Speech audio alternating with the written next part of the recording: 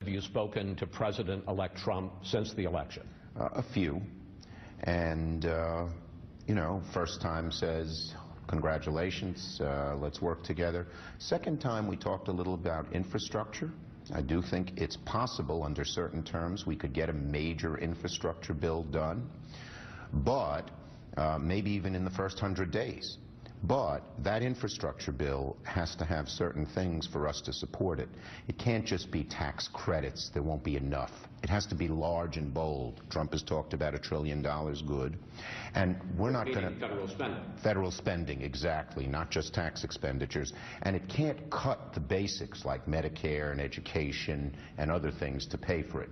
But if he wants to do a major infrastructure bill focused on infrastructure and with those criteria, it's very possible. Well, let's do a lightning round, quick questions, quick answers. Sure. On a number of items in the Trump agenda. There's been talk about a possible deal, infrastructure, which Democrats would like, and some Republicans, but in return, tax reform, corporate tax, way to get some of those trillions of dollars back to this country.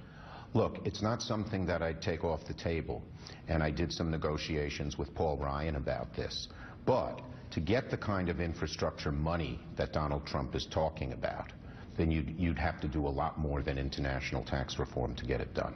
Just doesn't bring in the dollars you need. What about trade deals, killing some of the, renegotiating Yes. some of the trade deals? These are very good questions. Thank you. Surprisingly, on several different issues, Donald Trump in his campaign echoed the views of Democrats, not Republicans.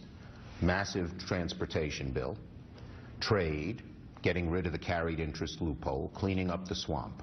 And on those issues where he agrees with us and the Republican establishment and hard right doesn't, we challenge him. Work with us. And keep your promises to blue-collar America. I think blue-collar America voted for Donald Trump more on Democratic issues than on Republican issues, which he professed.